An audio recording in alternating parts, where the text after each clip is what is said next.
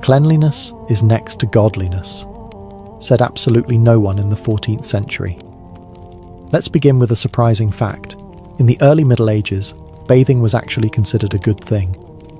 Monasteries had bathhouses. Roman traditions of soaking and scrubbing still lingered in some corners of Europe. But over time, particularly by the late medieval period, the idea of bathing shifted from healthy to hazardous. So what changed? In short, fear, superstition, and a wildly incorrect understanding of how the human body worked. People believed that hot water opened the pores, which they thought allowed illness to seep in. Imagine bathing during a plague outbreak and thinking, "I've just turned myself into a sponge for death." That was the mindset. Bathing too often, they feared, could weaken your body and even invite disease. Water, in this worldview, wasn't cleansing. It was treacherous. It didn't help that bathhouses became morally suspicious. By the 13th and 14th centuries, many public bathhouses, once places of hygiene and even community, became social hubs with a rather scandalous reputation. Some operated like spas, others like brothels. Eventually, church leaders began to associate bathing with sin, which, in medieval Europe, was an excellent way to get things shut down. So instead of scrubbing down, many medieval folks just stopped bathing altogether. Not because they loved being dirty, but because staying dry was seen as safer, holier, and frankly, more modest. After all, being naked was one thing. Being naked in hot water, that was practically inviting the devil in for a splash. This doesn't mean everyone wandered around like a mud-covered goblin. People still cleaned themselves in bits and pieces, washing hands, faces, and feet with cloths and herbal rinses. But the full-body soak became rare, reserved for the very wealthy, the dangerously brave, or the terminally itchy. So yes, medieval people feared bathing, but not because they were lazy or ignorant. They were trying, in their own 14th century way, to stay healthy. Unfortunately, without germ theory, indoor plumbing, or a basic grasp of microbiology, the strategy was more paranoia than prevention. Once upon a time, in a town that didn't yet smell like horse manure and regret, the public bathhouse was a hub of hygiene, health, and mildly inappropriate social interaction. Inspired by lingering Roman influence, early medieval bathhouses offered warm water, communal tubs, and a hint of optimism. These were places where townsfolk could soak, steam, and chat, like a medieval spa day, minus the cucumbers and scented candles. Monks, merchants, and even lower nobles used them. Cleanliness, for a brief moment in time, was both possible and fashionable. Then things got steamy, in the worst way. By the 13th century, bathhouses had acquired a reputation for, let's say, multitasking. Bathing became less about cleanliness and more about companionship. Some bathhouses began offering extra services, with attendants who were suspiciously friendly and water that had seen far too many strangers. The line between wellness and wantonness blurred fast. It didn't take long for the church to get involved. Public nudity, even when paired with a loofah, was frowned upon. Sexual misconduct? Even worse. Bathhouses became synonymous with sin, disease, and scandal. And once the Black Death rolled into town, people were more than happy to shut them down permanently. After all, you can't spread plague through a public tub if the tub's been boarded shut and declared morally compromised. But it wasn't just sin and sickness that doomed the bathhouse. It was suspicion. Over time, bathing itself began to seem indulgent, even dangerous. The very idea of soaking your body in warm water, especially with strangers, felt like a gateway to both physical and spiritual ruin. And so, one by one, the bathhouses closed. Some were turned into bakeries. Others were simply abandoned and left to rot. A poetic fate, really, for buildings meant to keep people clean. Meanwhile, in monasteries, monks quietly lamented the loss. Many had maintained hygienic practices for centuries, including scheduled bathing. But now even that was in question. The church wasn't banning hygiene outright, just making it incredibly difficult to achieve. Thus began the golden age of dry cleaning, medieval style. Soap became optional, water became suspicious, and the bathhouse? Just another relic of a time when scrubbing didn't come with consequences. Despite the church's growing horror at naked elbows and the widespread belief that a hot bath could let the plague in through your pores, medieval people didn't completely abandon the idea of bathing. They just turned it into something you'd do once a season, or when the smell became sentient. Let's begin with the nobles. Yes, wealthy people bathed, though not so often that their rubber ducks got wrinkly. They had servants lug in cauldrons of boiling water, because indoor plumbing was still centuries away, pour it into a large wooden tub lined with a linen sheet, and sprinkle it with herbs like lavender, sage, or whatever was growing nearby that didn't smell like feet. This wasn't so much a bath as it was a soup you sat in. The bath was often prepared in the bedroom or near a fireplace. Privacy optional depending on your level of power or shamelessness. Some even shared the tub with their spouse because what's more romantic than floating in each other's filth like medieval fondue? The poor bathed too, but usually in rivers, barrels, or anything that held water and didn't bite. It wasn't about hygiene, it was about efficiency. Might as well wash the kid, the shirt and the goat all at once, was probably said more than once. In winter, bathing took a back seat to survival, so instead of soap and water, people turned to a strategy known as pretend you're clean and just keep walking. A few urban bathhouses survived, particularly in southern Europe where warmer weather and better plumbing kept the dream of cleanliness alive. These were sometimes well run, with steam rooms and herbal treatments. Other times, they doubled as venues for extracurricular activities not approved by the Vatican. Either way, you left refreshed, mildly steamed, and possibly slightly judged. For special occasions, like childbirth or plague recovery, people would get proper baths. Because nothing says welcome to the world, or please don't die, like being dipped in a barrel of tepid rosemary water. When full-body immersion became suspect, thanks to the belief that hot water invited disease like an open bar, the medieval world turned to the next best thing, the humble sponge bath. Except, they didn't really have sponges, at least not the soft mass-produced kind you can buy at any modern store. Instead, they used linen cloths, soaked in warm water, herbs, or vinegar, and wiped themselves down like they were trying to buff a stain off a very delicate chair. Hygiene, in this context, meant dabbing. If you were lucky, someone else did it for you. If you were noble, someone else did it reluctantly. These partial washes focused on hands, face, armpits, and occasionally the feet, the high-traffic areas, so to speak. Underlayers of clothing, particularly linen shirts and shifts, helped absorb sweat and grime, meaning that changing your shirt regularly was about as close to modern hygiene as you were going to get. Your tunic may have been crusty, but your undershirt, freshish. Of course, nobody was fooling themselves into thinking this was proper cleaning. But if water was limited, or if you believed a proper bath might invite the Black Death, this was the safe bet. And in a world without deodorant, toothpaste or showers, a cloth soaked in rosewater or vinegar was the medieval equivalent of a spa day, minus the spa, and really minus the day.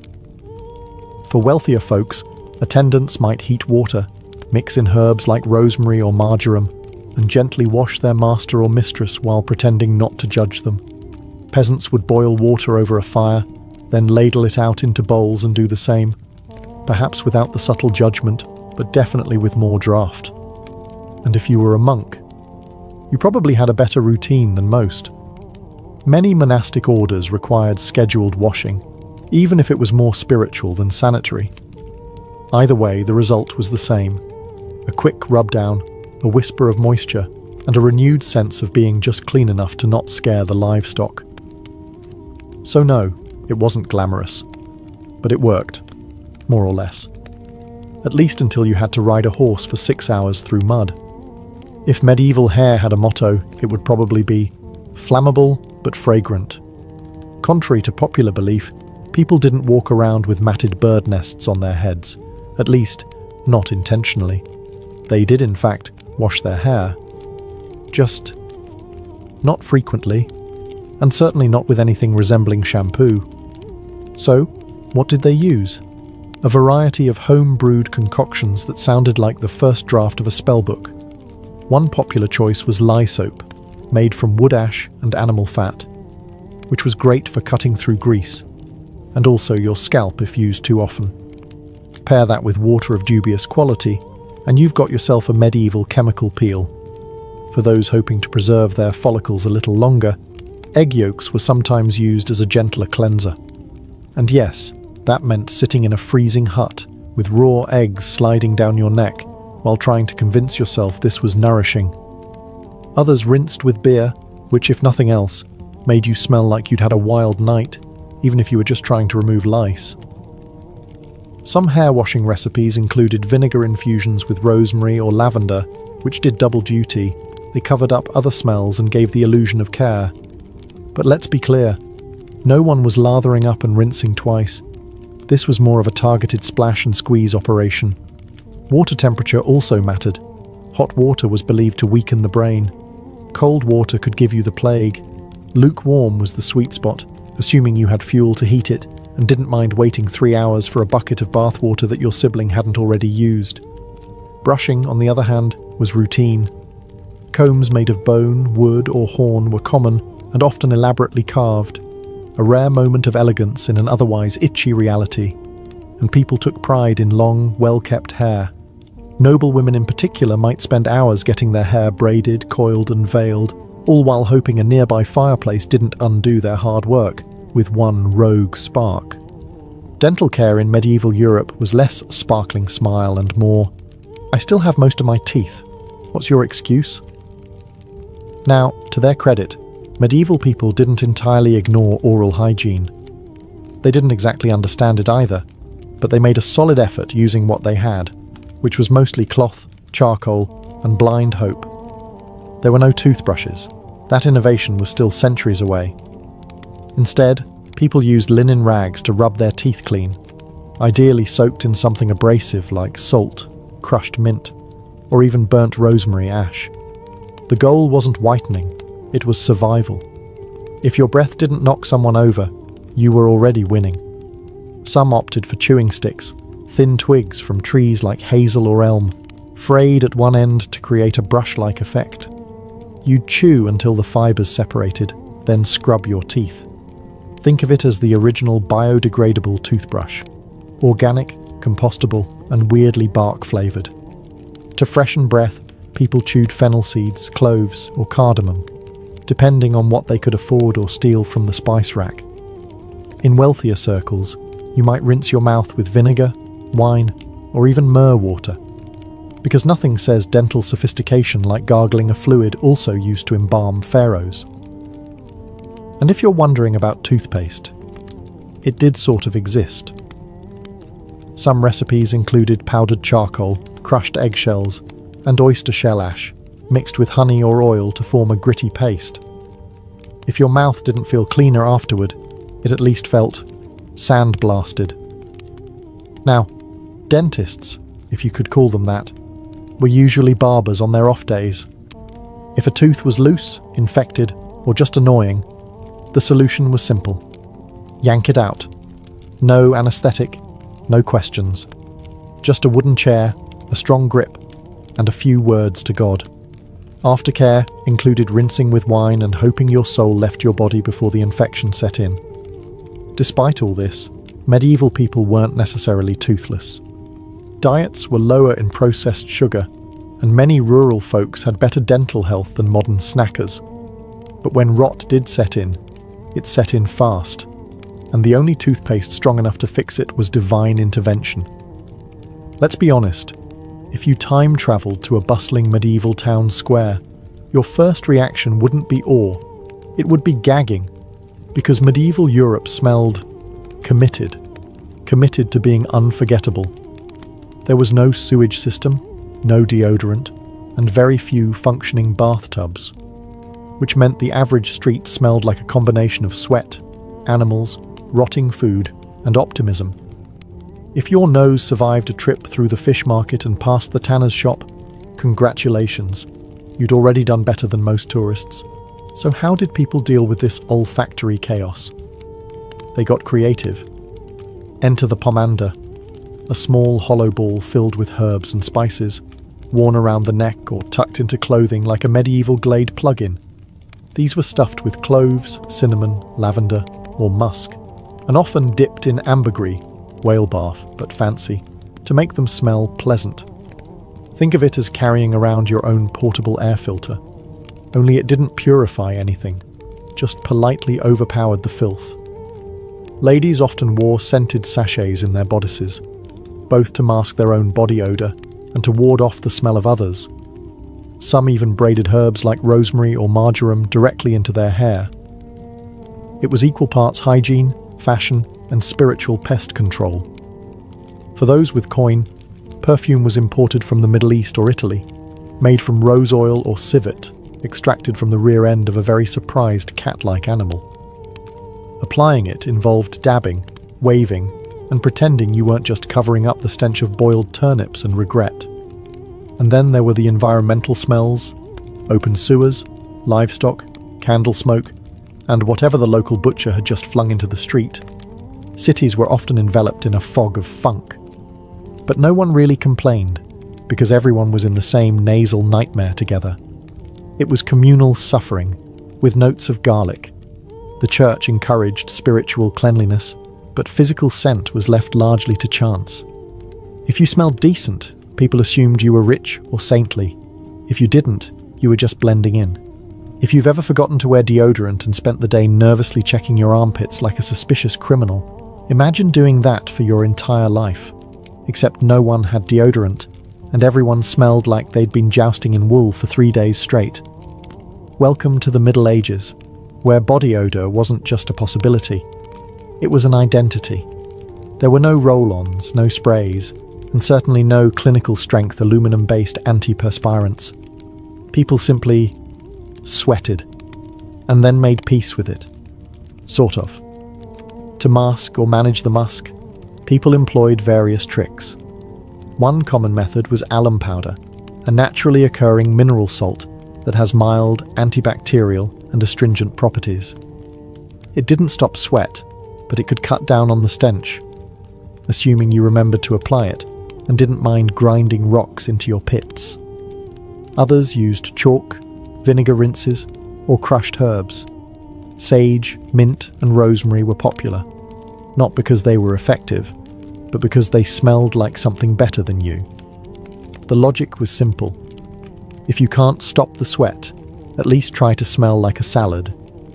In fact, perfumed handkerchiefs were all the rage among nobles, mostly so they could hold them under their noses while navigating crowded streets. No one wants to smell like medieval stew meat, but everyone did. The best you could do was smell like floral stew meat. Medieval medicine also played its part, unfortunately.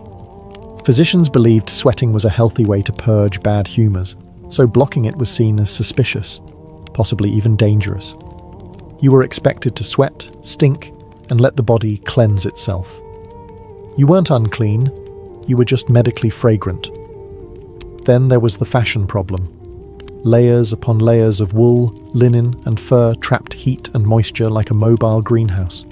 Combine that with open fires, feasting, and the occasional plague, and you had yourself a sensory experience worthy of a full-blown evacuation. But hey, you weren't alone. Everyone around you smelled, even the king, even the priests, even the woman selling you radishes who hasn't bathed since Epiphany. In short, deodorant wasn't real, but shared suffering absolutely was. In a world without showers, soaps that didn't maim, or deodorant that didn't involve herbs stuffed into your armpit, medieval people turned to an unlikely hero in their hygiene routine: linen. Not to eat off of, but to wear, preferably close to the body, and changed before it grew legs. Linen undergarments were the unsung saviours of the Middle Ages. Breathable, absorbent, and surprisingly durable, they were worn beneath the heavier, more unwashable layers of wool and fur. Linen shirts, chemises, and shifts soaked up the sweat, grime, and everything else the body enthusiastically produced in a world that celebrated moisture but misunderstood soap. The logic was elegant. Wash the linen, not the person. Because scrubbing your own body was risky, see, the plague, but scrubbing your shirt, perfectly safe. People might go weeks without bathing, but they would change their underlayer, sometimes even twice a week, which, by medieval standards, was practically saintly. Linen was so respected that it became a status signal. If your shirt was white and relatively clean, people assumed you had your life together.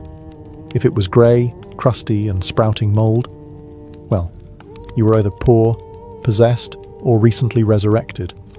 For women, the linen shift was essential. It protected outer garments from sweat, and perhaps more importantly, from the smell of sweat. It was the medieval version of Febreze, only less chemical and far more judgmental if not maintained. Knights wore linen under their armour to avoid turning into baked ham during tournaments. Monks wore it under their habits. Even peasants wore linen tunics, though usually patched, threadbare, and held together by sheer willpower. Of course, washing linen wasn't fun. It involved boiling water, lye, beating the fabric on rocks, and hoping the river didn't sweep it away. But it was still easier than bathing yourself or dealing with the spiritual consequences of baring your chest to a tub of warm water. If there was one thing truly consistent in the medieval hygiene routine, it was itching. Not because people were allergic to linen or hay, though let's be honest, probably that too, but because they were constantly playing host to an entire travelling circus of lice, fleas, and mites. Lice were such an everyday nuisance that they were basically treated like unwanted roommates. You didn't get lice, you just had lice. Everyone did, rich, poor, pious, drunk. Lice didn't discriminate. They were the true equalizers of medieval society. So what did people do? Well, for starters, they combed. Lice combs, often made of bone or wood, were common personal items, like a toothbrush is today, except instead of polishing teeth, you were raking bugs off your scalp like some kind of tiny, screaming orchard. These combs had fine, closely packed teeth designed to pull out the critters, their eggs, and most of your patience. Another method? Boiling clothes or baking them near the fire. The heat could kill the lice, assuming you didn't burn your only tunic in the process. This is also why you might see medieval illustrations of people holding up their shirts near a flame. It wasn't laundry day, it was pest execution. And then there was the classic technique of shaving one's head. Particularly among monks or those who could get away with a bald look, removing all hair was an effective, if dramatic, solution. Sometimes a wig was worn on top, which ironically could become its own lice hotel if not cleaned properly. Still, the logic was clear. No hair, no home for the vermin. Fleas were another problem, especially for those sleeping in straw mattresses or surrounded by animals.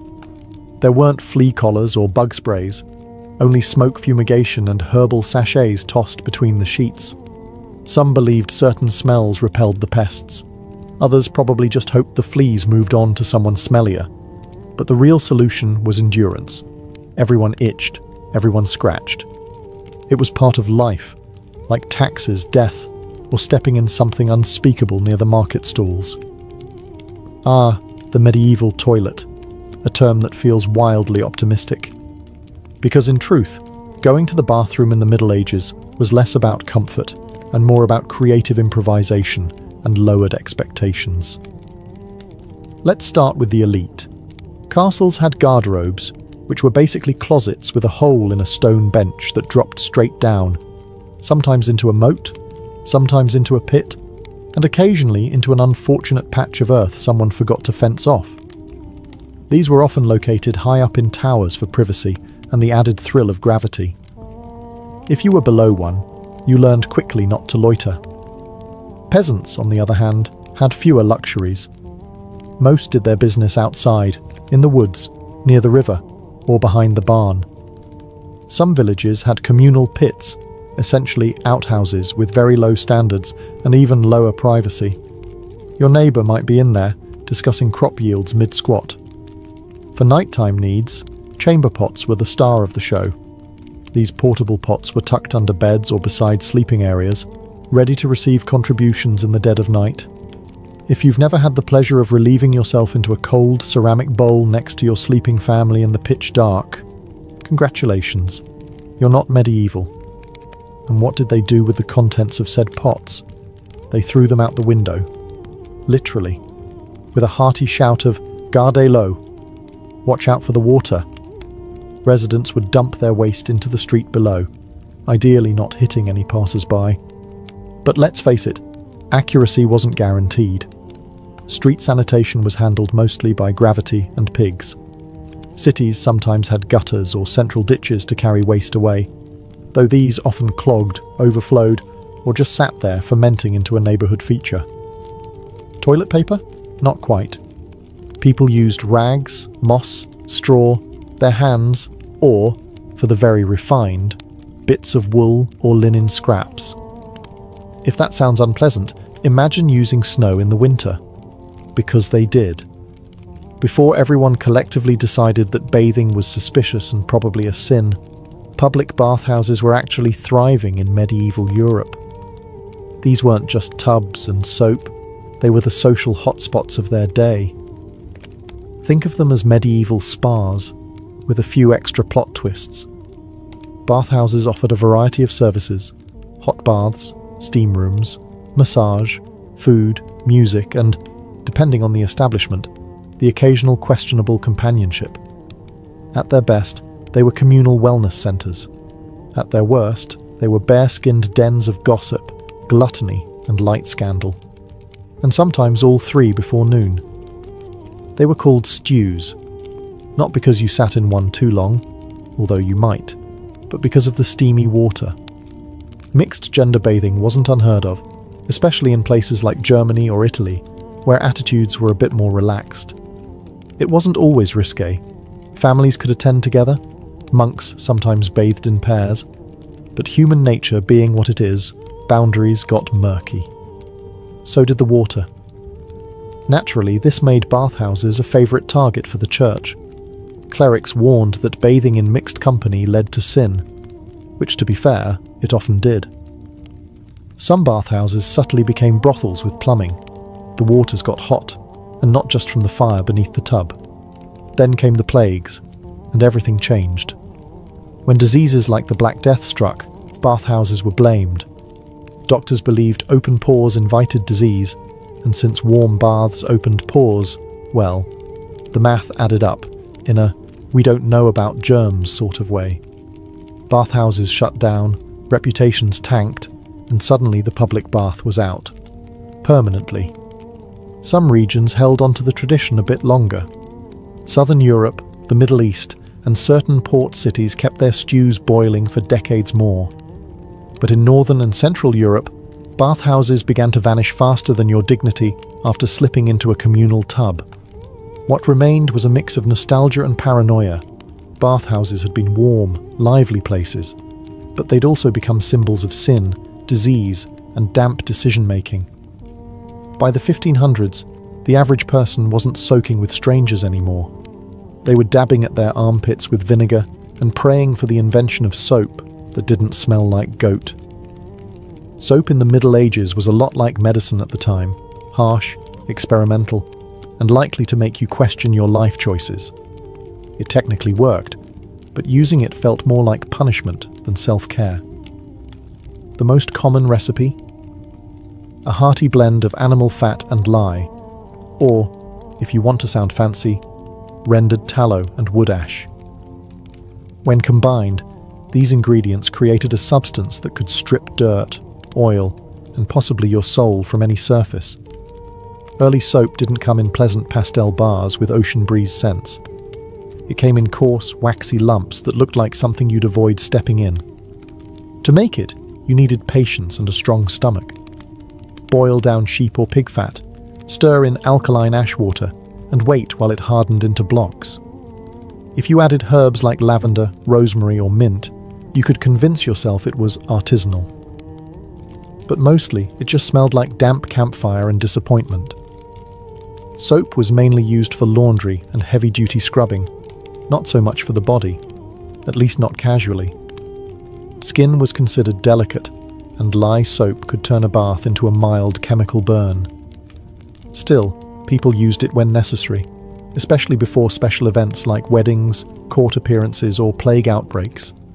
More refined soaps came from the Islamic world and southern Europe, particularly Castile soap from Spain, made with olive oil instead of animal fat, and far gentler on the skin.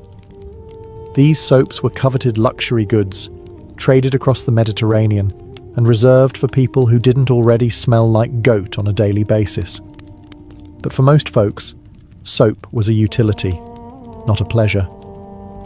You used it to wash your linens, your dishes, maybe your hands, and only if they were really offensive. It wasn't part of a daily hygiene ritual. It was a monthly event, like taxes or a full moon. Some people went their whole lives with minimal soap exposure and considered themselves just fine, especially when surrounded by others doing exactly the same. Communal odour has a way of setting the bar low. In medieval Europe, doing the laundry wasn't just a chore, it was a full-body workout, a community event, and a flirtation with frostbite. Forget laundromats or washing machines. If you wanted clean clothes, you had to be willing to boil, beat, and beg the weather to cooperate. Most laundry was done in rivers, which sounds picturesque until you remember that these rivers also served as sewers, livestock baths, and the occasional body disposal site. But hey, running water is running water. First you soaked your linens in lye or urine. Yes, actual human urine, collected in pots and stored until it reached peak potency. Known as chamber lye, it was valued for its ammonia content, which helped lift stains and whiten fabric. The smell? Less helpful. But in a time when perfume was optional and hygiene was interpretive, it did the trick. After soaking, clothes were dragged to the river, scrubbed against wooden boards or large flat stones, and then pounded with paddles, a method known as fulling. It was less gentle wash, and more clothes interrogation. This process could take hours, and often involved the collective effort of washerwomen, who were both feared and admired for their arm strength. Then came the rinsing, and the wringing, and the drying, which, if it rained, meant waiting another day and hoping your shirt didn't develop new sentience. Clothes were often spread across bushes, hedges, or stretched on lines between trees and peasant huts. Medieval villages had the charming aesthetic of a never-ending yard sale. Of course, not everyone did their own laundry. Wealthy households had servants, monasteries had lay brothers, and some towns even had professional washers. But for most people, it was DIY or nothing. Interestingly, clean clothes were more important than clean bodies. You might not have bathed in a month, but if your linen shift was bright and fresh-smelling, relatively speaking, you were considered presentable. In some cases, laundry was your hygiene. After 14 chapters of scratching, scrubbing, sniffing and surviving, the question must finally be asked. Did medieval hygiene actually work? Or was everyone just one unwashed tunic away from spontaneous combustion? The short answer? It worked. Well enough. Not by modern standards, of course. If you were to time travel back to 1347, your nostrils would probably file for divorce. But in their own context, medieval folks weren't completely oblivious to cleanliness. They simply operated on a different scale of what counted as clean. They had systems, even if those systems involved vinegar foot soaks and chamber pots hurled out windows. They had tools: lice combs, linen layers, vinegar, herbs, ash-based soap. They had rituals too. Whether it was sponge bathing before Sunday Mass or boiling one's underwear on a full moon, hygiene existed. It was just deeply interwoven with fear, faith, and the weather. In many ways, medieval people were doing the best they could with what they had, while also constantly trying not to anger God, the local baron, or their own armpits. The idea of regular full-body bathing was risky, time-consuming, and, thanks to church doctrine and plague fears, seen as medically unwise. So they got inventive. And surprisingly, some practices aged well. Linen undergarments were hygienically smart. Herb-infused water and vinegar rinses. Pretty solid antibacterial logic. Even communal bathhouses were effective until they turned into hot tubs of gossip and syphilis. But yes, people smelled. They scratched. They shared baths, lice, and deeply misinformed medical advice. Yet many lived to see old age, or at least a second harvest, despite the hygiene horrors. So while their standards were, let's say, fluid, they weren't without effort. Hygiene was more of a social signal than a science. Clean clothes equaled virtue. Shiny hair, or at least less itchy hair, meant discipline. And avoiding full-body rot was just good manners. In the end, medieval hygiene worked in the same way that balancing a wagon wheel with twine works, barely but impressively considering the tools. Imagine walking through a city over 4,500 years old and realizing it's laid out with more precision than some modern suburbs. Welcome to Mohenjo-Daro, the ancient jewel of the Indus Valley civilization. If you were expecting dusty huts and random alleyways, think again. This place was so well planned, it could make a modern city planner weep with envy. Constructed around 2500 BCE, Mohenjo-Daro wasn't thrown together like a festival campsite. It was meticulously organized. The city was laid out in a grid pattern. Yes, actual blocks and right angles. Streets ran north to south and east to west, intersecting cleanly and forming a neat network of roads. It was as if the architects used a ruler and said, "Let's keep this geometric." But the real magic wasn't just on the surface. Underneath those dusty roads was a system that even 21st century cities often fail to maintain: drainage. Mohenjo-Daro had an underground sewer system. Almost every house, no matter how small, had access to water and drainage. Wastewater flowed from homes into covered drains, running alongside the streets. You could almost hear the ancient residents saying, "Yes, actually, sanitation matters." The city wasn't just a giant bathroom with bricks, though. It was zoned with intention. There was a citadel on a raised mound, probably home to administrative or religious elites, and a lower city where the general population lived. Public buildings like the famed Great Bath suggest that this wasn't just about survival. There was ritual, maybe even recreation, soaked into the clay bricks. Markets likely thrived along the main streets, and houses varied in size, indicating social stratification, but even the modest homes had private wells and toilets. Let that sink in. People with fewer means still had indoor plumbing 4 millennia ago. Meanwhile, many 19th century Europeans were still throwing waste out of windows. And then, mystery.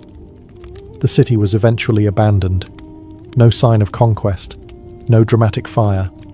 Just silence. Perhaps climate shifts, perhaps trade disruption. But whatever the cause, the legacy of Mohenjo-Daro endures. A city built with intent, intelligence, and a disturbing awareness that clean water and zoning laws actually matter. And they didn't even have an urban planning department. Go figure. If Mohenjo-Daro was the tidy accountant of ancient cities, Babylon was the theatrical celebrity. Flashy, vast, and drenched in myth, Babylon wasn't just a city. It was a symbol. It rose and fell many times over the centuries. But in its prime, around the 6th century BCE under Nebuchadnezzar II, Babylon was the glittering heart of Mesopotamia.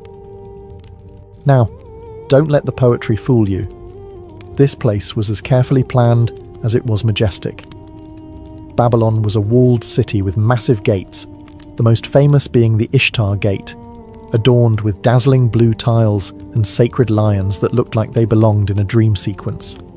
And no, it wasn't just decorative. That gate was part of a carefully orchestrated urban layout. At the centre of Babylon's design was a sacred axis, a processional way that ran straight through the city.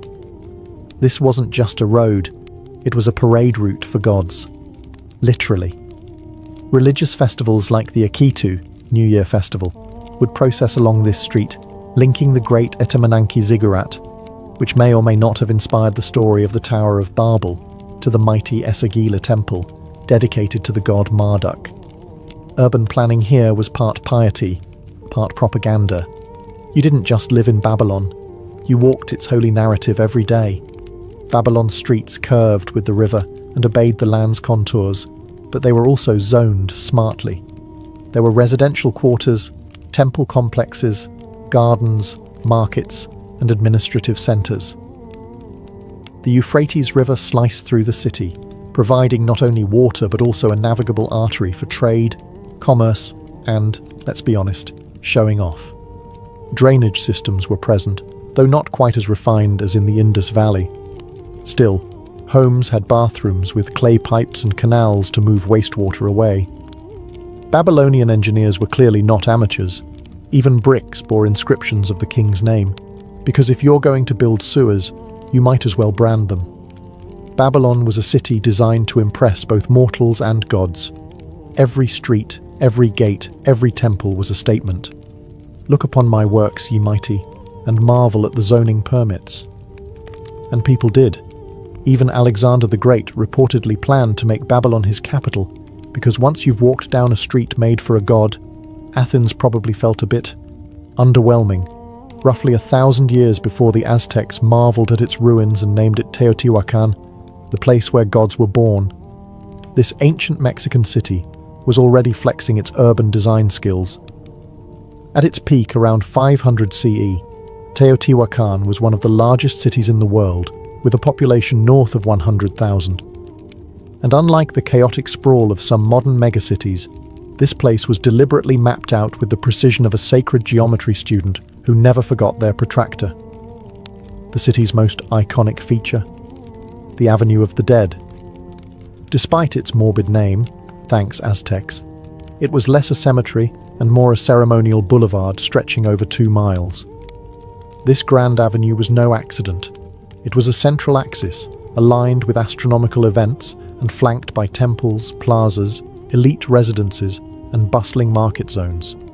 It connected the Pyramid of the Moon at the north with the enormous Pyramid of the Sun, creating a sacred spine that structured the entire city. Now here's where things get even more advanced. Teotihuacan's layout was orthogonal. The whole city followed a grid system, tilted about 15.5 degrees off true north, possibly to align with specific celestial phenomena or sacred mountains. It wasn't random, it was cosmological. This was urban planning with a cosmic compass. And zoning? Absolutely. Residential compounds were laid out in modular blocks, often housing multiple families with access to shared patios and drainage systems. Some compounds were highly decorated, indicating wealth, while others showed a more communal, working-class lifestyle. This wasn't just a city, it was organized society made visible in stone and stucco. Teotihuacan also had a complex water management system. Canals and drains ran alongside streets and through residential zones, helping to prevent flooding in the rainy season. Engineers clearly understood their environment and planned accordingly. You get the sense they would have been deeply offended by potholes. There's still much we don't know: who ruled, how power was structured. But we do know this: the city was built to impress both the eyes and the skies. Teotihuacan was a blueprint of order, combining ritual with rationality. And when the Aztecs stumbled upon its towering ruins centuries later, they didn't just admire it, they assumed gods must have built it. Honestly, after seeing the symmetry, who could blame them? When we talk about ancient urban planning, it's tempting to imagine a single mastermind, the ancient version of a city architect with a scroll and a vision. But in the Indus Valley civilization, it seems the planning came not from a ruler's decree, but from a cultural consensus so strong that multiple cities across the region, from Harappa to Lothal, share shockingly similar features. These weren't sister cities, they were practically architectural clones. And that says something profound. Take Harappa, located in what is now modern-day Pakistan. Like Mohenjo-Daro, it too was laid out in a grid-like pattern, with uniform brick sizes, clear zoning for industrial, residential, and administrative use. And, you guessed it, advanced drainage systems. Each home was connected to street drains via private chutes or underground terracotta pipes. This wasn't just sanitation. It was dignity by design, ensuring that even common citizens had clean facilities. Lothal, another Indus city near the Arabian Sea, added a new layer of sophistication: port planning. Yes, Lothal had a dockyard, possibly the earliest known in the world, complete with a massive basin and sluice gates to control water levels. This wasn't just a riverside outpost. It was a shipping hub with infrastructure that anticipated tides and flow patterns. And you thought Venice was clever. What makes it even more remarkable is that there's no evidence of kings, palaces, or military fortresses. No statues of ruling elites. No epic inscriptions boasting about victories. Instead, the cities seem to have been run by efficient bureaucracies or councils focused on hygiene, trade, and ritual. Their power came from engineering, not empire. Artifacts like standardized weights and measures suggest a deeply regulated economy, with designated market areas and craft zones. You could almost imagine ancient planning committees arguing over warehouse placement and sewer width, because these decisions were made, and they stuck, across hundreds of miles. And they weren't just building for the elite. The uniformity in home construction, access to water, and public amenities like baths and wells point to an urban ideal that was collective, not hierarchical. The real architects of the Indus cities weren't just building towns. They were shaping a society where order was embedded in every brick, and where planning wasn't a privilege. It was a principle. When we think of zoning today, we picture bureaucrats arguing over parking permits and whether someone's Airbnb violates residential codes. But zoning, dividing a city into designated areas for living, working, worshipping, and dumping your garbage, isn't modern. It's ancient and surprisingly widespread. Cities like Mohenjo-daro, Babylon, and Teotihuacan weren't just random clusters of buildings. They were carefully orchestrated spaces, each with a logic behind the layout. Let's start with Mohenjo-daro again. There, the raised citadel housed public baths, granaries, and possibly administrative buildings. Below it lay the residential quarters, with broad avenues separating them. Workshops and kilns were kept at the edges, probably because nobody wanted their home filled with smoke and clanging pottery wheels. It's zoning by common sense. But the impressive part is that this model repeated across Indus cities. Now jump over to Babylon. Babylonian zoning was driven not just by utility, but also by ritual and propaganda. Temples and palaces dominated the city's heart, linked by ceremonial routes. Administrative buildings and elite homes clustered nearby, while commoners and markets were pushed outward. But everyone, rich or poor, lived under the same city layout philosophy: organized, purposeful, and impressively sophisticated. Then there's Teotihuacan. Here, zoning reached almost surgical precision. The city's layout followed a strict grid, but each sector had a clear identity. There were residential compounds, craft production zones, market areas, and temple complexes, all coordinated like parts of a body. Some compounds even housed immigrants, entire neighborhoods of people from Oaxaca or the Gulf Coast, each built in the architectural style of their homeland. It was zoning plus multiculturalism in 500 CE. This level of spatial organization shows one critical thing. These weren't just cities, they were intentional societies. Urban space reflected values, be they spiritual, political, or economic. Where you lived, where you worked, where you worshipped, these were all pre-mapped by people who understood not only how humans move, but how they relate. And no, they didn't need modern GIS software, just observation, engineering, and maybe a divine mandate or two. Because when a society can enforce zoning laws without Twitter outrage or lawsuits, you know their urban planning game was ahead of its time. We love to imagine the ancient world as gloriously filthy. Muddy streets, chamber pots, and the unmistakable perfume of unwashed crowds. But the truth? Some ancient cities cared a lot about sanitation. In fact, several had public hygiene systems that would make a 19th century European blush. Let's return to Mohenjo-Daro, our sanitation superstar. Nearly every house, regardless of size, had its own private bathing area, complete with a sloped floor to drain water. Wastewater was channeled into covered street drains. Yes, covered drains. Lined with bricks and equipped with access holes for cleaning. The drains ran along nearly every street, carrying waste away from the city. It was basically an early version of municipal plumbing. This was not just clever, it was revolutionary. Compare that to Babylon, where hygiene was more symbolic. The city had canals and some drainage channels, and clay pipes carried water into palaces and temples. But for the average citizen, sanitation involved cesspits, open ditches, and divine forgiveness. Still, bathrooms were common, and wealthier homes had indoor plumbing using clay piping. Some records even describe a rudimentary flushing system, likely involving buckets and good timing. Now let's zoom into Teotihuacan. Though not as obsessed with drainage as the Indus Valley, Teotihuacan still featured carefully engineered stormwater canals and separate sewage systems in elite compounds. Many residential complexes had internal drains, and public buildings often had designated latrines. Cleanliness wasn't just about comfort, it was likely tied to religious purity, especially in ritual areas like temples or the Avenue of the Dead. Even smaller cities in the ancient world, like Lothal and Harappa, reflect a deep understanding of hydrology, with wells, reservoirs, and strategically sloped streets to prevent flooding.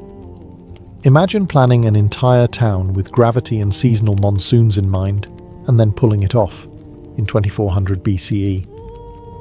What makes all of this impressive isn't just the tech, it's the mindset. These civilizations viewed water not just as a necessity, but as something to be channeled, shared, and respected. Hygiene wasn't a luxury for the elite, it was embedded in the urban design itself. Modern cities still struggle with waste management. These ancients? They were already digging trenches and laying bricks, quietly reminding us that flushing is a civilizational achievement. If temples were where ancient people spoke to the gods, markets were where they negotiated with each other and likely argued over the price of onions. Every ancient city we've explored so far had a beating economic heart, and that heart pulsed in the form of carefully planned marketplaces, trade routes, and economic zoning. In Babylon, markets were not a chaotic afterthought squeezed between temples. They were institutionalized, woven into the urban grid, and regulated by law. The Code of Hammurabi, one of the oldest known legal texts, devotes dozens of clauses to trade practices, weights, measures, and merchant behavior. Markets bustled with activity under porticos and open-air squares. Grains, textiles, wine, slaves, and livestock changed hands while scribes tracked debts and transactions. This wasn't just shopping, it was commerce with legal infrastructure. Now shift to Teotihuacan, where things get even more fascinating. The city hosted enormous market plazas, especially near the Ciudadela complex, where thousands gathered to trade obsidian tools, cacao, feathers, ceramics, and salt. Unlike the highly centralized temple economies of some cultures, Teotihuacan's market system appeared decentralized and community-driven, with different neighborhoods specializing in specific crafts. Think of it as an ancient version of local Etsy shops, except your supplier lived in the next compound. Meanwhile, in Mohenjo-Daro and other Indus cities, the urban layout reveals designated bazaar zones with wide avenues and adjacent warehouses. Archaeologists have uncovered standardized weights and scales, suggesting a robust system of regulation. Goods from as far away as Mesopotamia, including seals and precious stones, have been found in Indus sites, indicating that international trade was a thing. Imagine your neighborhood fishmonger accepting Mesopotamian currency and not even blinking. But it wasn't just about money. Markets were social hubs. In Babylon, they were places to catch gossip, settle disputes, and see who was wearing the latest Assyrian tunic. In Teotihuacan, they were multicultural melting pots, with traders and travelers from distant lands mingling among pyramids. Even the Indus cities, which lacked grand palaces or temples, prioritized economic zones in their design. Trade drove innovation. It demanded roads, regulation, and records. And ancient urban planners responded, not with chaos, but with structure. Behind every sacred temple or fortress wall, there was a merchant yelling, "Best price in the city." In the ancient world, urban planning wasn't just about sewage systems and shopping districts. It was about the gods.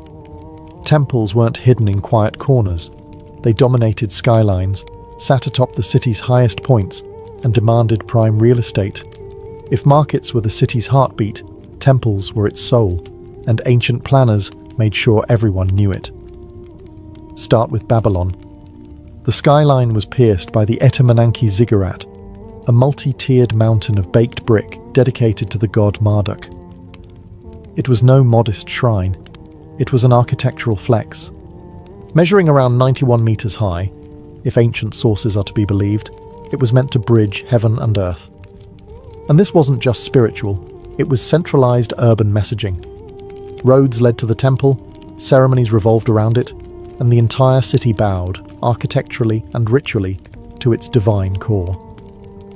Teotihuacan, too, placed its spiritual heart front and center. The Pyramid of the Sun and the Pyramid of the Moon weren't just ceremonial structures, they were urban anchors. The Avenue of the Dead connected these temples like a celestial path, aligning with astronomical events and possibly even solstices. Everything, from residential compounds to market spaces, seemed to radiate out from these temples. They weren't background props. They were cosmic coordinates, guiding both foot traffic and philosophy. And then there's Mohenjo-Daro, which didn't have towering ziggurats or pyramids, but instead gave us the Great Bath, a large public water tank likely used for ritual purification. This wasn't just a swimming hole, it was engineered with watertight bricks, a sophisticated drain system, and possibly linked to spiritual practices of cleanliness and rebirth. No idol-lined sanctuaries here, just water, geometry, and silence. In all these cities, sacred spaces were deliberately placed and functionally integrated. The temples weren't isolated, they were connected to processional roads, public courtyards, and administrative centers. Worship wasn't separate from life, it was life. Urban planning reflected this unity. These were not secular societies with temples, they were sacred landscapes disguised as cities. Every brick laid, every street carved, every plaza placed, was part of a larger spiritual choreography. Because in the ancient world, to build a city was to make an offering, and the gods always got the best seat in the house. It's tempting to think of modern cities as products of innovation, blueprints, and civil engineering degrees. But dig a little deeper, literally, and you'll find that the bones of urban life were laid thousands of years ago by planners without concrete, bulldozers, or CAD software. The DNA of city planning, grids, zoning, sanitation, civic centres, religious spaces, was already etched into the earth by people we often underestimate. Take drainage. Mohenjo-Daro didn't just throw down a few ditches, they designed an integrated, multi-level wastewater system that ran through homes and beneath streets. The concept of universal access to sanitation, still elusive in parts of the modern world, was a standard in this Bronze Age metropolis. Babylon laid the groundwork for regulated commerce, civic infrastructure, and the symbolic use of space to reinforce power and religion. Teotihuacan gave us the template of the cosmic city, one where every road, plaza, and temple pointed to something bigger than the human eye could see. Its builders connected astronomy to architecture, embedding celestial rhythms into everyday movement. These weren't just settlements, they were philosophical blueprints. And then there's the psychological aspect. Ancient cities influenced behaviour. Wide avenues allowed for processions and parades. Enclosed courtyards created communal spaces. Zoning wasn't just practical, it shaped how people interacted, how neighbourhoods formed, and how authority was visualised. These choices told people where to gather, what was sacred, and how to live in harmony, or at least try. Modern urban planning owes much to this ancient foresight. Grids in Manhattan, sanitation in Amsterdam, temples turned into cathedrals turned into town halls. Even the idea of a civic centre comes from these ancestral cityscapes. We still measure property. We still design cities around access, trade, spirituality, and spectacle. What's changed is the technology, not the principle. And while we pave highways and erect skyscrapers, the core remains. Cities are stories we write in stone, brick, and steel. And the first chapters of that story? They were carved with copper tools, planned with star charts, and sustained by people who believed that good living required good planning. So the next time you walk down a city street, remember, you're not just moving through space.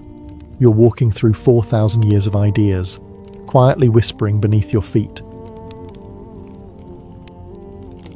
Hadrian was not born in the heart of Rome, but on its distant western fringe. He came into the world in 76 CE in Italica, a Romanized town in the province of Hispania Baetica, modern-day southern Spain. Though geographically far from the capital, Hadrian's family was anything but provincial. They were wealthy, elite, and thoroughly Roman in culture and ambition. Most importantly, his father's side was related by blood to Marcus Ulpius Trajanus, the man who would later become Emperor Trajan. Hadrian lost both of his parents at around age 10, a formative tragedy that thrust him into the guardianship of Trajan and Publius Acilius Attianus, a Roman knight. These two men would shape the trajectory of his life. While many young nobles were steered toward military or political careers, Hadrian gravitated toward Greek literature, philosophy, and the arts. He spoke Greek fluently, read Homer obsessively, and preferred a scroll to a sword, at least early on. Rome, of course, didn't run on poetry, so Hadrian, as all ambitious Roman aristocrats did, had to earn his place through service. He began as a military tribune, first in Lower Moesia, then in Upper Moesia, and finally in Pannonia. He proved himself a competent officer, but his deeper talents lay in administration and statecraft. Trajan's rise to the emperorship in 98 CE marked a turning point for Hadrian. Though their relationship was sometimes strained, Hadrian was known for being sharp-tongued, arrogant, and a bit too intellectual for some. Trajan nonetheless kept him close. Hadrian became a quaestor, then tribune of the plebs, and steadily climbed the cursus honorum, Rome's ladder of political advancement. He also married well. His bride was Vibia Sabina, Trajan's grand-niece, a politically strategic union, though not a happy one.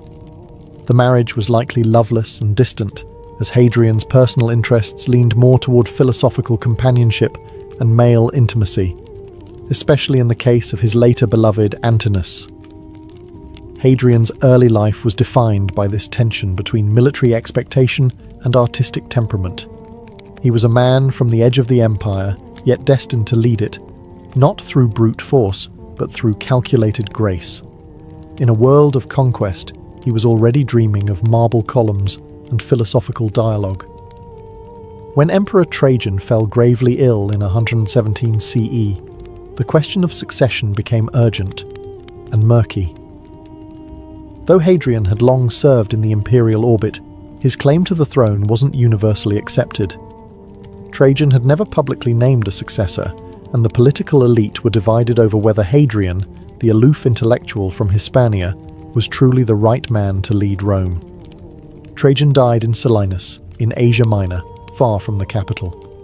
Conveniently or suspiciously within days, a letter arrived in Rome stating that Trajan had adopted Hadrian as his son on his deathbed, witnessed by Trajan's wife Plotina and the ever-loyal Attianus. The timing was impeccable. Some senators whispered forgery. Others suspected that Plotina had orchestrated the whole affair, favouring Hadrian's administrative mind over the more militaristic candidates. Regardless of the circumstances, the Senate ratified Hadrian's accession, and he became emperor on August 11, 117 CE. But the transition was far from smooth. Almost immediately, Hadrian faced crisis. The empire had overextended under Trajan's military campaigns, particularly in Mesopotamia, where rebellion was brewing. Rather than continue aggressive expansion, Hadrian made the pragmatic and unpopular choice to withdraw from Trajan's eastern conquests, including Armenia and Mesopotamia. This angered many senators and military men who had bled for those victories. Hadrian was accused of cowardice, even betrayal. And then came the bloodbath. Shortly after his ascension, 4 prominent senators, who had openly opposed Hadrian's rise, were executed under vague charges of conspiracy. Hadrian publicly denied involvement, blaming Attianus, but few believed him. This act permanently tainted his relationship with the Senate, even as he tried to govern with restraint and lawfulness. The message was clear. Hadrian could philosophize like a Greek, but he would rule like a Roman. Despite political turbulence, Hadrian's first acts as emperor revealed his priorities. He cancelled debts, distributed money to the poor, and secured military loyalty with generous donatives. He made a symbolic break from endless conquest and began refocusing Rome's energy inward, on consolidation, infrastructure, and stability. Hadrian may have come to power through whispered corridors and shadowy signatures, but once in the purple, he wasted no time in making the empire his own. Hadrian wasn't content to rule from the comfort of marble halls in Rome. Unlike most emperors, he saw the empire not as a distant abstraction, but as a living, breathing landscape, and he was determined to walk it. From the moment he secured his throne, Hadrian set out on a mission to visit nearly every province under his control. It wasn't ceremonial, it was hands-on governance, inspection, correction, diplomacy, and vision, all wrapped in sandals and sweat. Over the next 2 decades, Hadrian would log more miles than any emperor before or after him. His first major tour began in 121 CE and lasted nearly 5 years. He travelled through Gaul, Germania, Britannia, Hispania, Africa, the Balkans, Greece, and Asia Minor, not by chariot, but often on foot, alongside his soldiers. It was part leadership, part spectacle.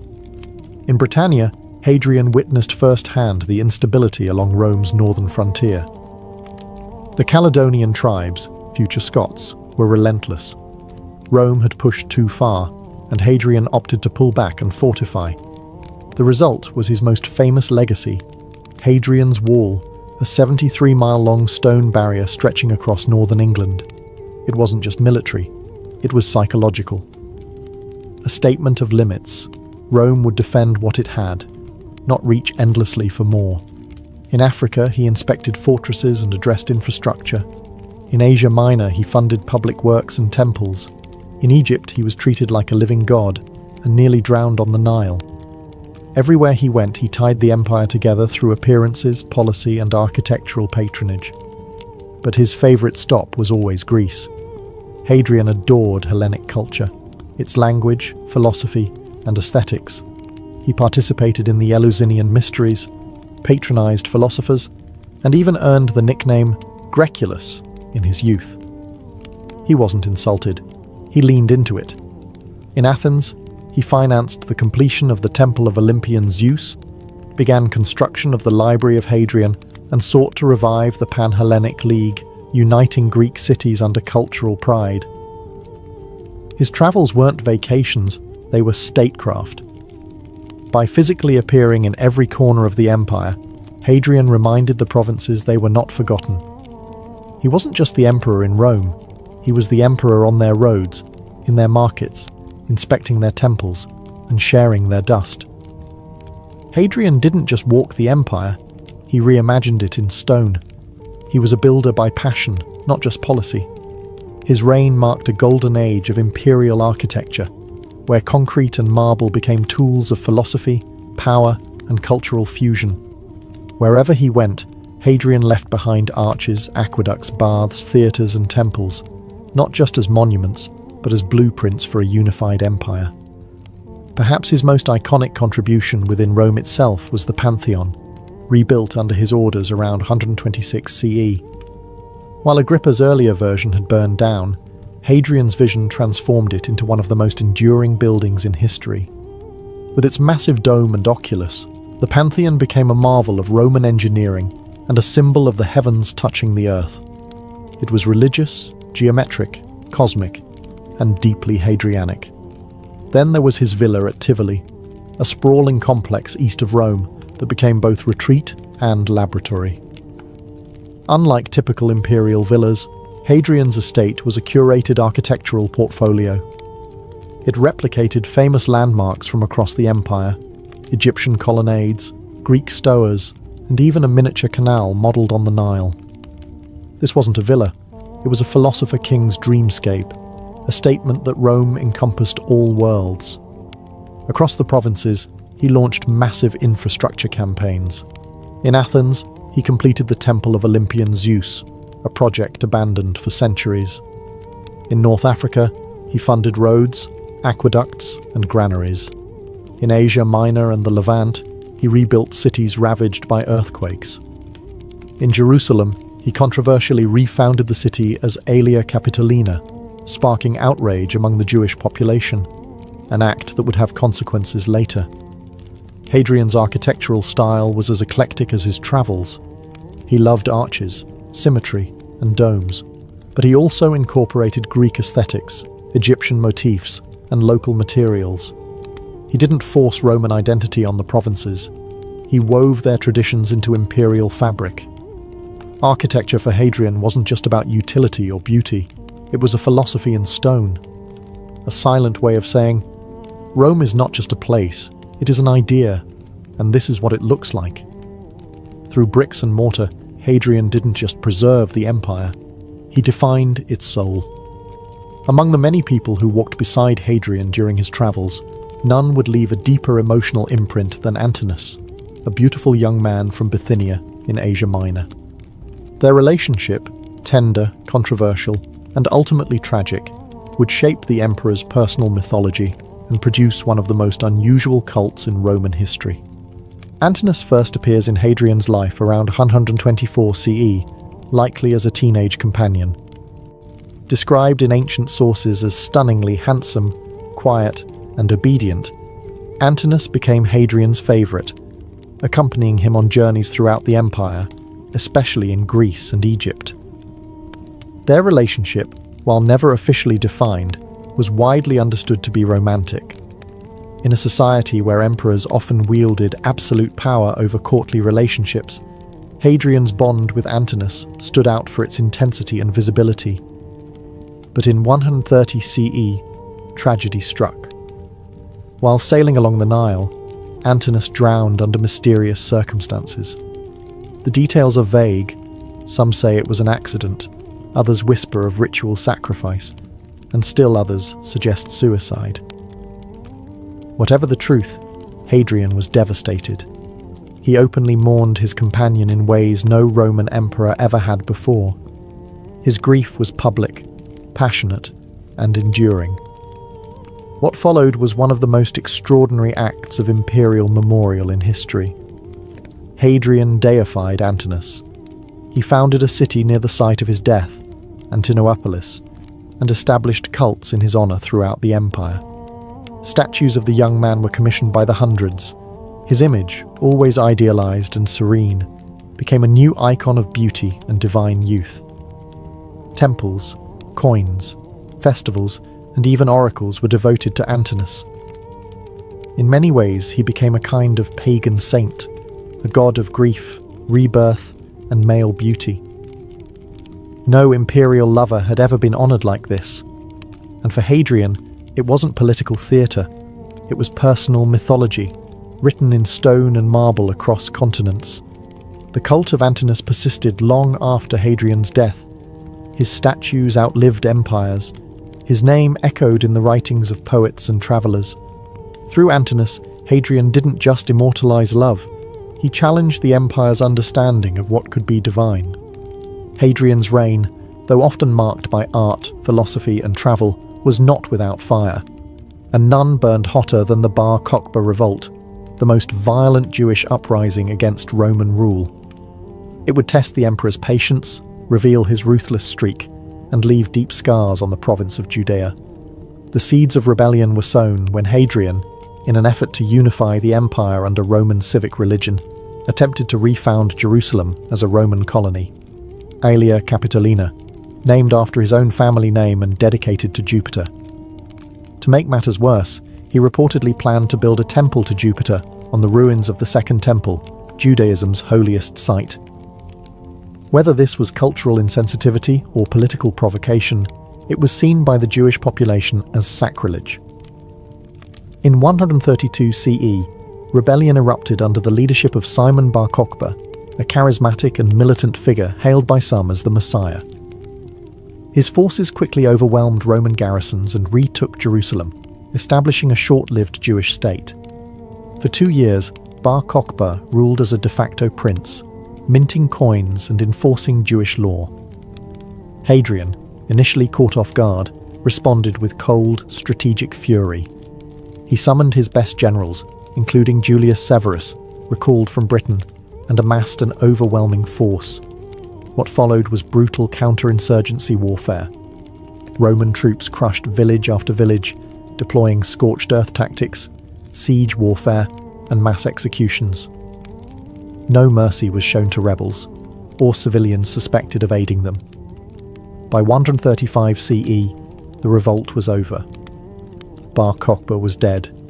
The province was devastated. Over 500,000 Jews were killed, according to Roman sources, and countless others were enslaved. Judea was renamed Syria Palestina, a deliberate move to erase Jewish ties to the land.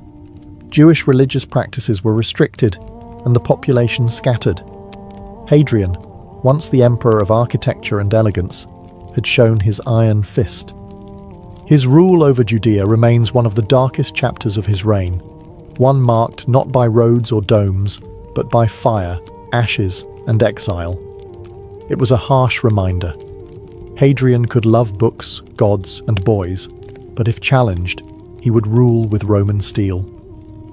After years of restless travel, monumental construction, and both diplomacy and brutality, Hadrian began to slow down. The final phase of his life was marked by illness, melancholy, and the deepening sense that even emperors cannot master mortality. The man who had walked the empire in sandals now rarely left his villa, and the philosopher king grew increasingly reclusive and morbid. By 133 CE, Hadrian was suffering from a chronic illness, likely a form of heart disease or kidney failure, based on ancient descriptions of his bloating, weakness, and difficulty breathing. He grew irritable, depressed, and obsessed with his own death. He began composing poetry about mortality, often bleak and introspective. One of his most famous verses is a whispered farewell to his soul, animula, vagula, blandula, a reflection on the fragility of life and the limits of power. But as his body failed, he still had one final imperial duty, naming a successor. Hadrian had no biological children, and his political instincts were clouded by personal affection. In 136 CE, he adopted Lucius Sionius Commodus, known as Lucius Aelius Caesar, a relatively obscure senator with a reputation for charm but poor health. Many were puzzled. The man was stylish, possibly soft, and clearly not built to rule. Their doubts were justified. Just months after his adoption, Aelius died suddenly, probably from tuberculosis. Hadrian was devastated and once again scrambling to find a suitable heir. With time running out, he turned to a more traditional choice: Titus Aurelius Antoninus, a respected moderate senator. In 138 CE, Hadrian adopted Antoninus, but with a twist. He demanded that Antoninus in turn adopt Marcus Annius Verus, the young man who would later become Marcus Aurelius, the philosopher-emperor. In this one act, Hadrian effectively engineered the next 2 generations of stable leadership. But it didn't ease his suffering. He retreated to his beloved villa at Tivoli, where he spent his final days surrounded by memories, sculptures, and the ghost of Antinous. His condition worsened, and in the end, he attempted suicide multiple times, only to be prevented by his attendants. His death finally came in July 138 CE at age 62. Hadrian's ashes were placed in the mausoleum he built for himself, a towering cylinder on the Tiber, later known as Castel Sant'Angelo. When Hadrian died in 138 CE, he left behind no empire expanded, but one far more secure, cohesive, and intellectually vibrant than he had found it. His reign was not defined by conquest, like Trajan's, but by consolidation, and that, in hindsight, was a revolutionary act. In an age obsessed with outward glory, Hadrian had the clarity and audacity to look inward. The most visible reminders of his rule still stand. Hadrian's Wall, stretching across northern Britain, became a symbol of imperial strength, not through aggression, but through boundaries. It said, "This is Rome, and that is not." It wasn't just military, it was philosophical. The empire had limits, and knowing them was wise. In the capital, his reconstruction of the Pantheon changed architectural history.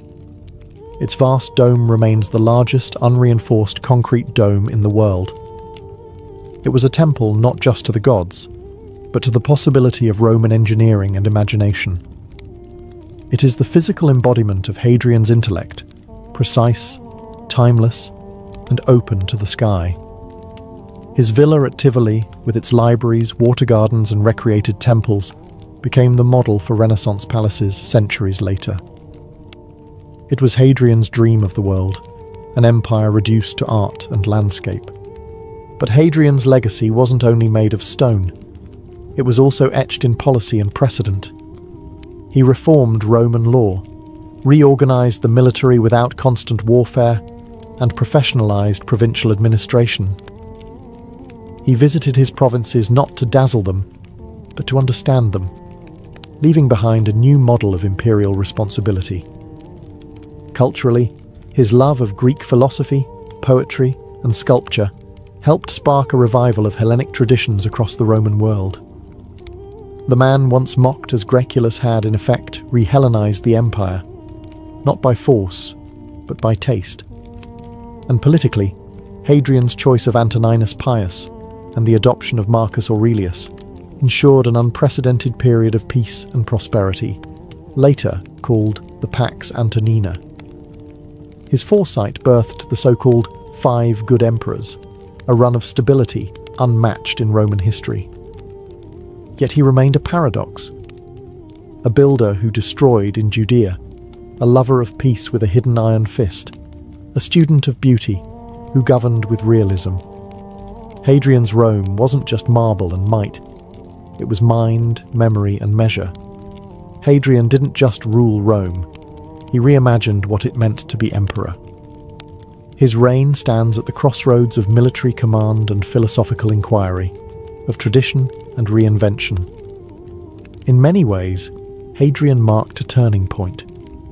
The moment the Roman emperor stopped being merely a warlord-in-chief and became a curator of civilization. Unlike his predecessors, Hadrian projected power through presence rather than expansion.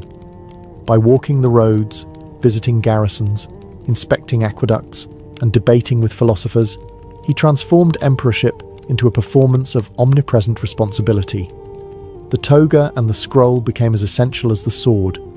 This shift influenced how future emperors would see their role. His immediate successors, Antoninus Pius and Marcus Aurelius, embraced this vision. They ruled not as conquerors, but as stewards of Roman order, focused on justice, infrastructure, and cultural refinement. Marcus Aurelius, with his Meditations, might never have emerged had Hadrian not elevated philosophy into imperial legitimacy. Hadrian also embodied the paradoxes of power. He was both adored and feared, elegant yet cruel when provoked. His reign was calm by comparison, but beneath it lay authoritarian reflexes. The executions of senators, the crushing of the Bar Kokhba revolt, the exile of dissenters, these revealed a man who preached moderation but wielded authority with surgical ruthlessness when challenged. Privately, Hadrian was introspective and melancholic.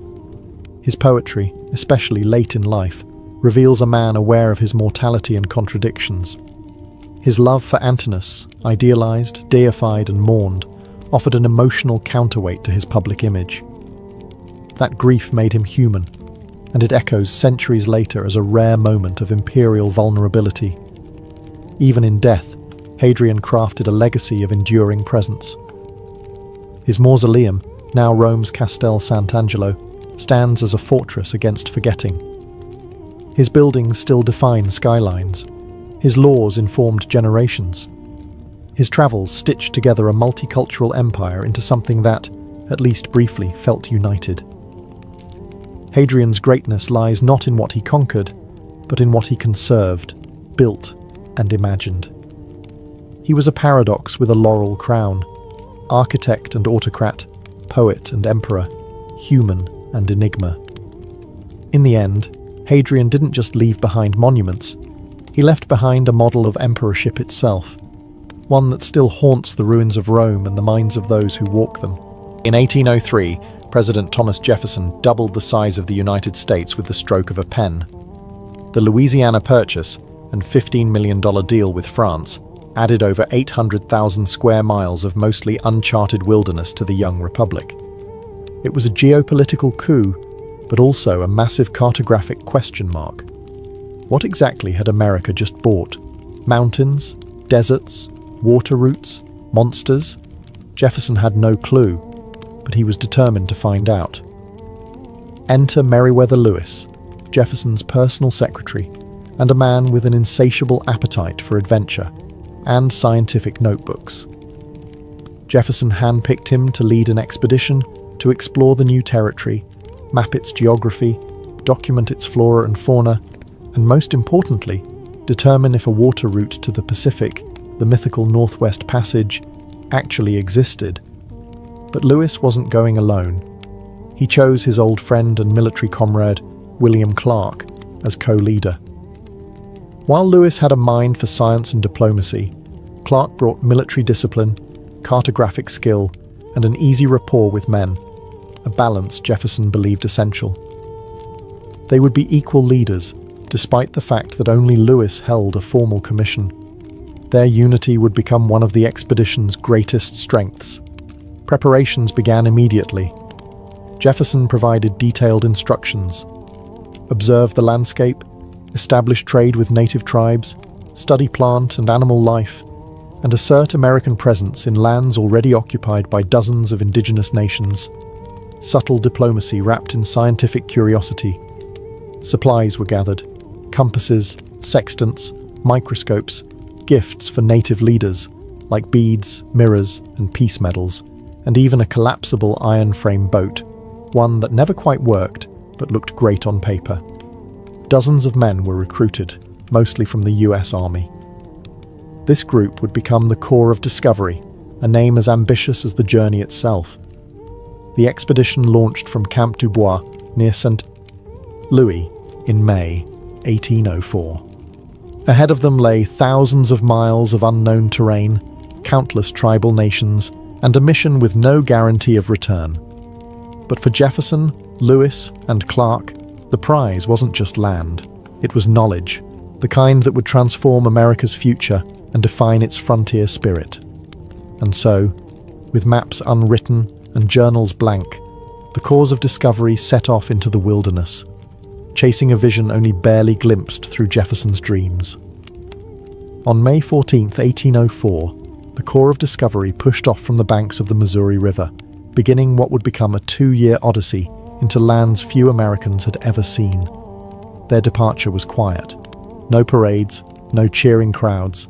Just 33 men in a keelboat and 2 pirogues, hauling nearly 10 tons of supplies upstream into the wild. Their progress was slow. The Missouri River, while their main highway westward, was deceptively treacherous. Shifting sandbars, powerful currents, and dense forests made travel a daily grind. The men used poles, ropes, oars, and sheer will to inch forward against the flow. At times, it must have felt like rowing through wet cement. The crew consisted of hardened frontiersmen, expert hunters, French-Canadian boatmen, and a few soldiers with more grit than polish. Among them were York, Clark's enslaved servant, whose strength and charisma would later earn him deep respect from native tribes, and Charles Floyd, a sergeant whose fate would remind them all how fragile life on the frontier could be. The team quickly fell into a disciplined routine.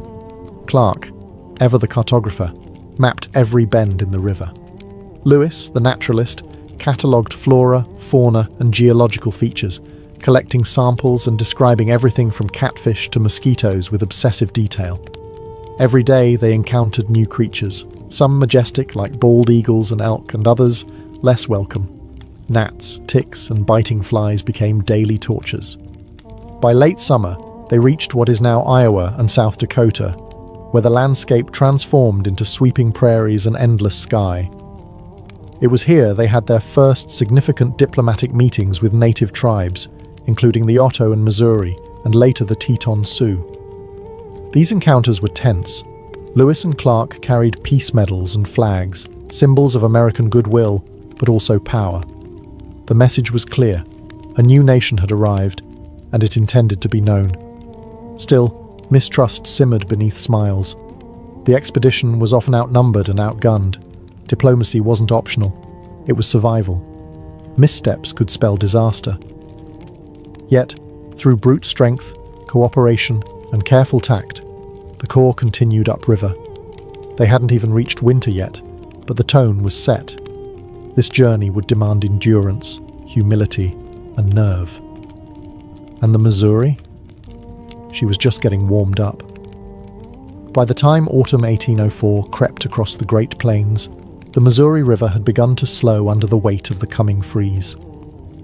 The Corps of Discovery had travelled over 1,000 miles from St. Louis, and they knew they wouldn't make it to the Rocky Mountains before snow sealed the way west.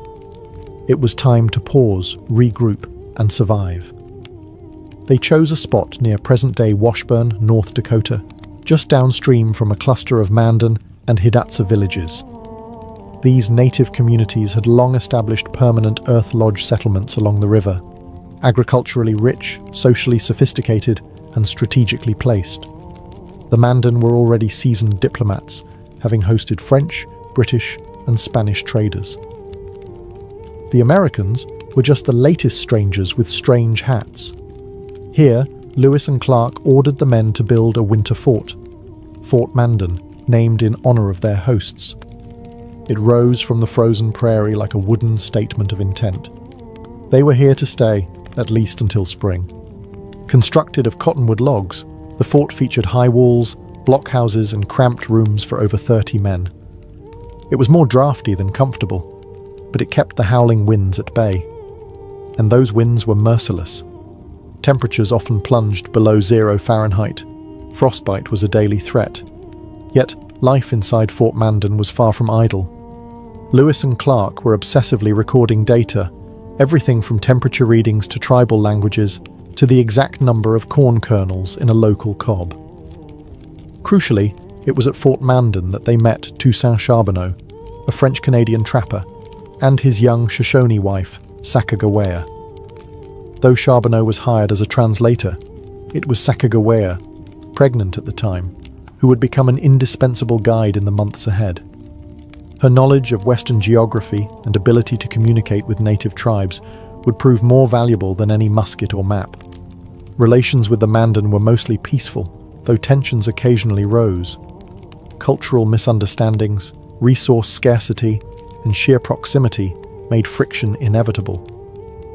Still, the Corps knew that without native cooperation, their mission could end right there in the snow. By spring 1805, with journals full, gear repaired, and Sacagawea's newborn son, Jean-Baptiste, swaddled and ready, the Corps dismantled Fort Mandan. The next phase of the journey, into the unknown beyond the plains and toward the Rockies, was about to begin. In April 1805, the Corps of Discovery left behind the relative safety of Fort Mandan and re-entered the unpredictable wild. They now travelled lighter, with a smaller party and more urgency. The winter's lull was over.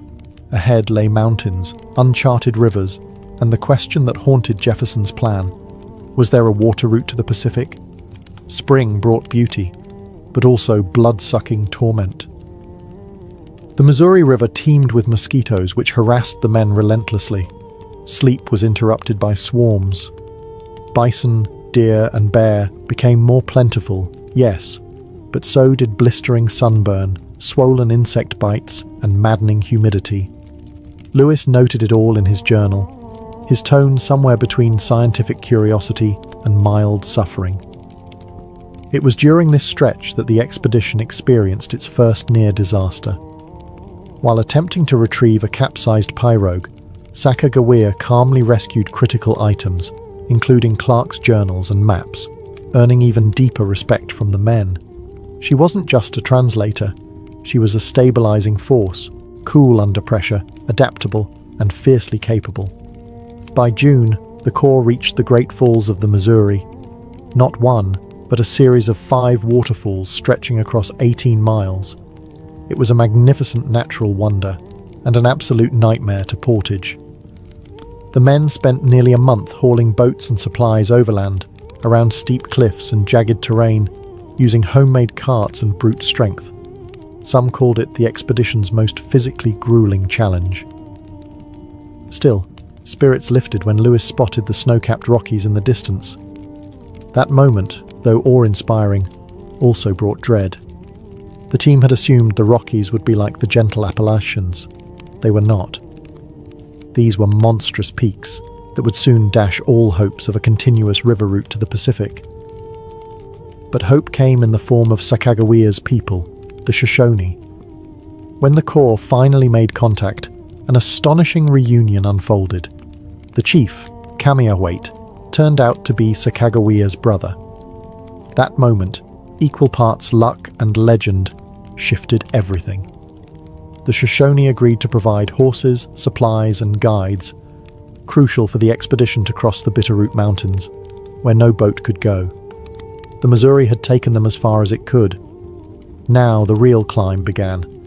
Crossing the Rocky Mountains was never going to be easy, but even the most pessimistic predictions couldn't prepare the Corps of Discovery for the brutal reality of the Bitterroot Range. With the Missouri River behind them and the Pacific still far ahead, the expedition now had to abandon their boats and march on horseback, hauling what they could over narrow, icy trails. Armed with Shoshone horses and guides, the Corps began their trek across the Bitterroot Mountains in early September 1805. The terrain was merciless. Jagged ridges, steep ravines, and thick forest made every step a battle. The trails were often nothing more than game paths, winding through fog, snow, and wind-blasted passes. But the worst enemy? Hunger. Game was nearly non-existent. The men resorted to eating candles, soup made from bear fat, and even horse meat. Journals from this period become haunted by food, reduced to grim catalogues of what was edible and what was simply desperation. Men collapsed from exhaustion, their moccasins disintegrated. Frostbite crept into fingers and toes. One of the most harrowing sections was Lolo Pass, where the party trudged through snowdrifts while gnawing on boiled roots and shredded hides. Clark wrote that they were entirely out of provisions and subsisting on horse meat. It was, quite simply, the lowest physical point of the entire journey, and yet, somehow, they didn't give up. When they emerged from the mountains near present-day Idaho, the Corps stumbled into the lands of the Nez Perce tribe. The Nez Perce could have easily wiped them out, but instead, they nursed the starving men back to health, offered fish and Kama's root, and even helped them construct canoes to continue their journey west by river.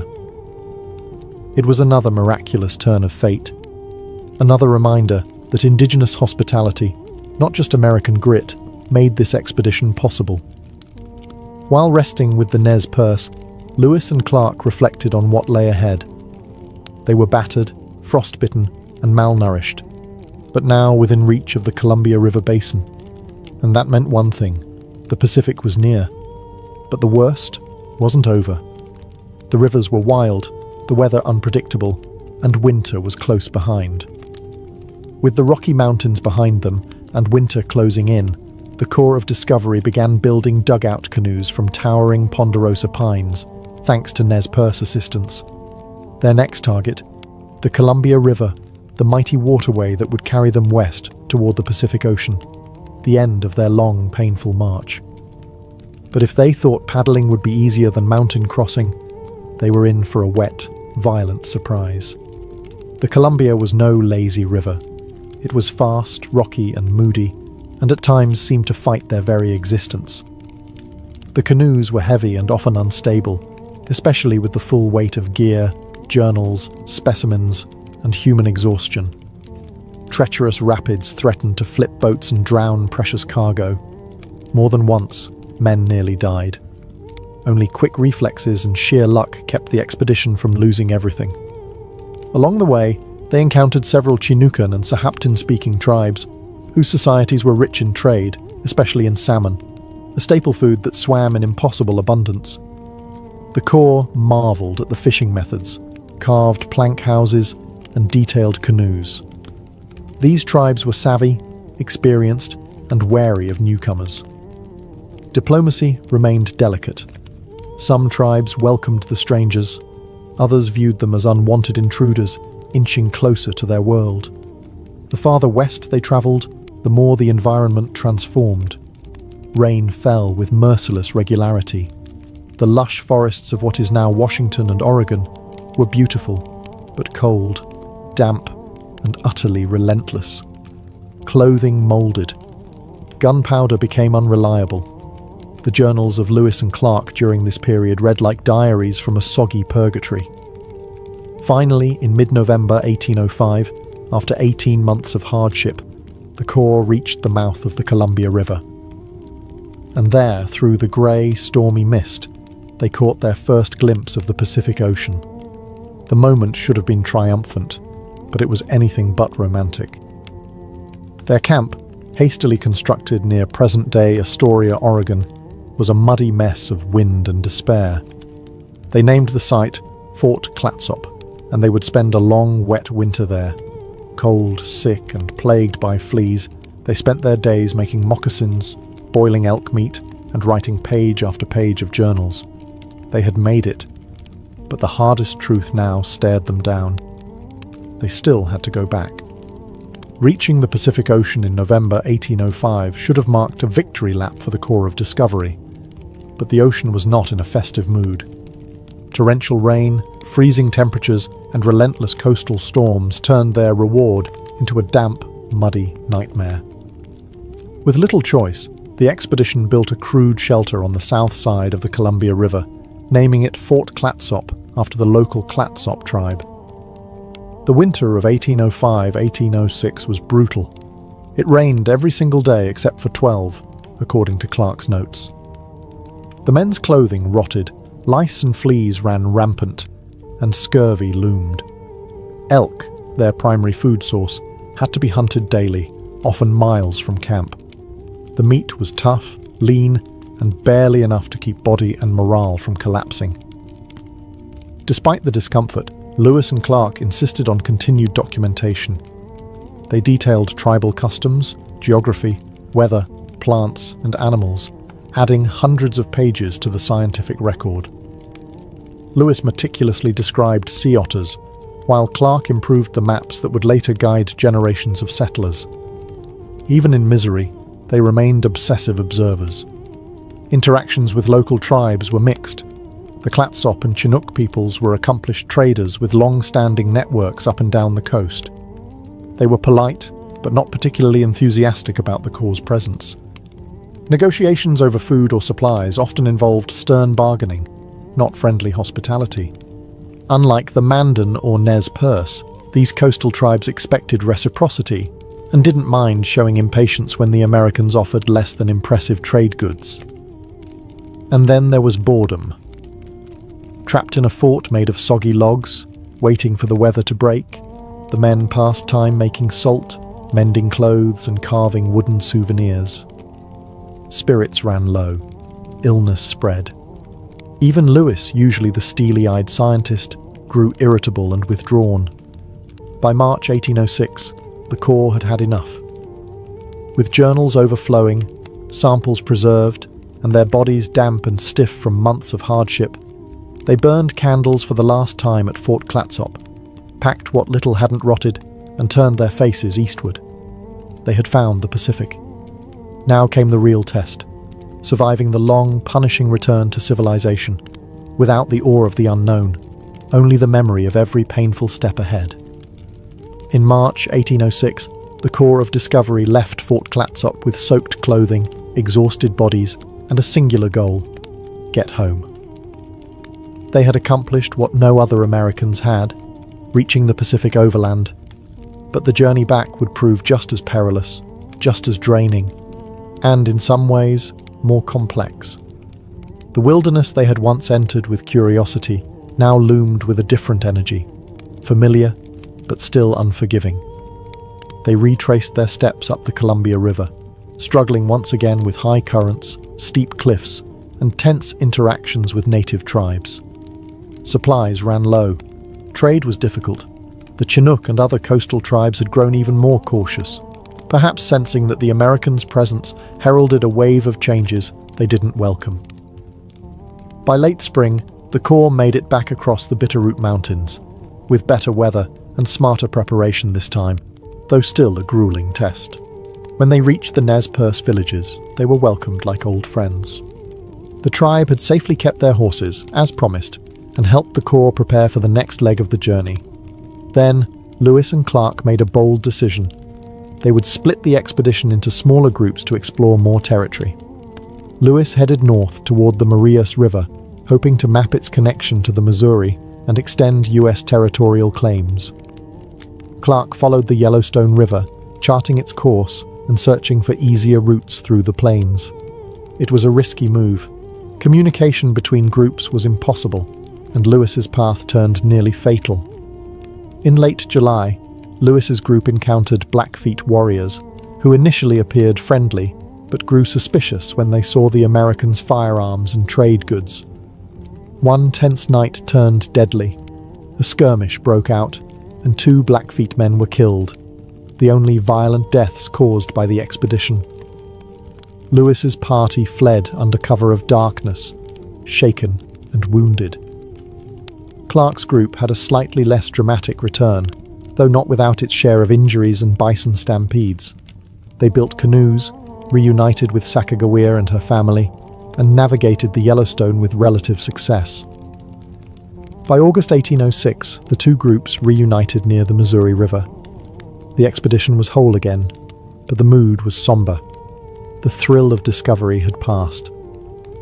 Now came the final, grinding paddle home, tired, scarred, but alive. By late August 1806, the Missouri River once again pulled the Corps of Discovery downstream, this time carrying them toward home, not mystery. Their bodies were thinner, their uniforms in tatters, and their journals swollen with mud-stained pages, but they had survived. On September 23, 1806, the expedition finally returned to St. Louis, greeted not with fanfare, but with stunned awe. Many had presumed them dead.